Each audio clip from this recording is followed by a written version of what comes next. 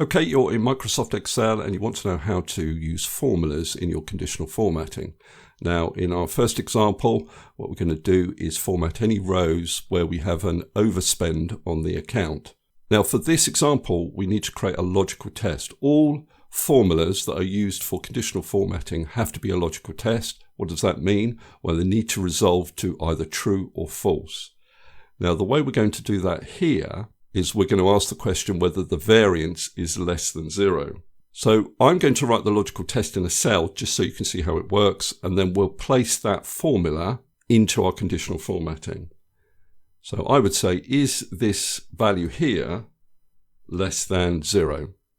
So if I press enter, you can see that I get a true result because this is a negative value. And if I copy this down, I'll get my trues and my falses.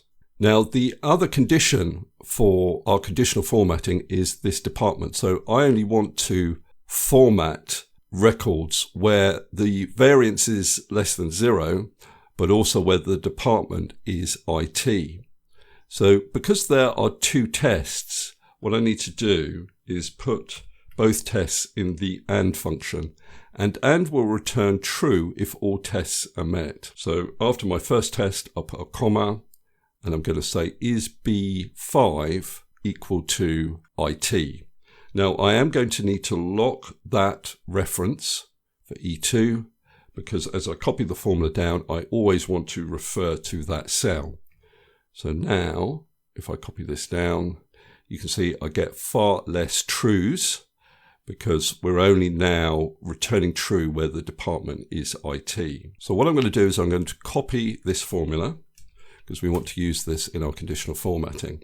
Now, the next step is to select all of the cells that the conditional formatting is going to be applied to. So it will start in cell A5. So I'm just going to select all the columns and then use Control-Shift down to select down to the bottom of the list, Control Backspace to get back to my active cell. I'm going to go to conditional formatting, new rule. Then I'm going to go to use a formula to determine which cells to format, and I'm going to paste my formula into this little box. Now, what we need to understand is that this formula is first applied to the active cell. So the active cell is the first cell we selected, and it doesn't have a grayed out background. So for this cell, it will only apply a background color if both of these tests are met. So E5 needs to be less than 0, and B5 needs to be equal to IT. So as this formula gets copied across to B5, the E5 reference will change. It will actually change to F5. Now, I don't want that to happen. I always want the condition to be based on the value in column E. So what I need to do is put a $, before that E to lock the E. Now, I also need to do the same for the B reference. So at the moment, for this active cell, the second condition refers to the value in column B. As the conditional formatting gets copied across to B, it would look at column C. So I don't want that to happen. I need to lock the B. So now I have all my dollars correctly within this formula. I can specify the format I want to apply. So I go to the Format button, and I'm going to choose a fill color. Click on OK. Click on OK. And you can see that wherever I had a true in this column, I now have the whole of the row formatted. Now this column here where I demonstrated the formula, we don't actually need it. So I can just delete that. If I change this department name to finance, it will obviously reformat the table, and only the finance records are now formatted. So the fundamental thing here is that your formula needs to be a logical test. It needs to resolve to true and false. And we've done exactly that using the AND function. Now, the other way we can perform a logical test is with some of the information functions. So if I go to the Formulas tab here, More Functions and Information, many of these functions here are logical tests. So for example, if I just widen this, here I've got a list of dates. Dates, as you probably know, need to be stored as numeric values.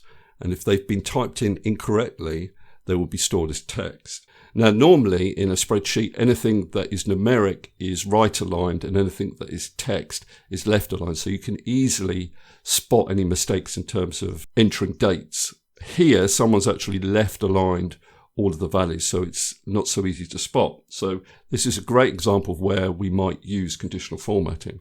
So if I say equals is text, and then select this cell, and then copy down, you can see here I'm getting a true. So this date here, where you can see what the problem is, there's only 30 days in November. And also I've got a problem here where someone's used full stops. And in the UK, where I'm based, you have to use forward slashes for your date. Let's just copy it down to here. So the rest look okay. So what I can do, rather than having this true and false column over here, is just apply this test using conditional formatting. So I'm going to copy this. Select all the dates, so Control-Shift-Down arrow key, Control backspace. So home, conditional formatting, new rule, use a formula, paste in the formula. So again, this formula is applied to the active cell and then copied down the rest of the selected cell. So our cell reference is correct, G5. I go to Format, choose a color, click on OK, click on OK.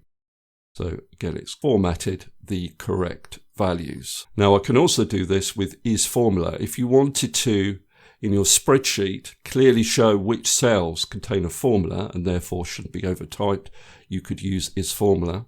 So I'll just select these values, conditional formatting, new rule, use a formula to determine which cells to format. So I'd say equals ISFORMULA. And the active cell is I5. So type in I5, choose my format, click on OK. And if I have a look in that cell, you can see it does indeed contain a formula, and so does this one. Okay, so in this next example, we want to format any product IDs that start with ADC. Now there's a number of ways you can do this, but a method that anyone can use with any version of Excel is to use the left function. So this is my text value, and the number of characters I want to return with left is 3. So I want to return the 3 leftmost characters. So if I copied this down, you can see that returns the first 3 characters in each of these text strings.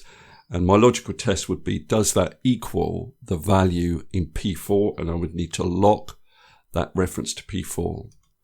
So if I copy that down, you can see that working. So what I'm going to do is I'm going to copy that formula, select these cells, Control-Shift-Down arrow key, Control backspace, conditional formatting, new rule, use a formula to determine which cells to format, and paste that formula into that box.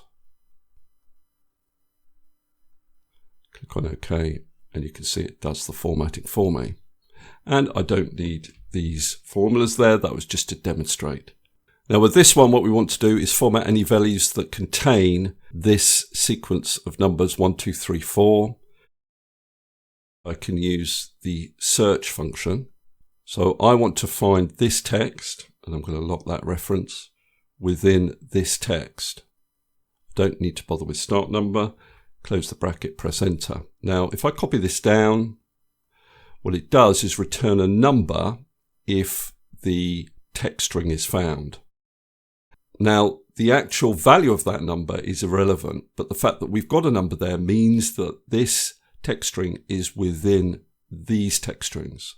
So what I can do is test whether the result of the search function is a number, and I can use isNumber for that. And that will give me my trues and my falses. So then I can use this formula for my conditional formatting.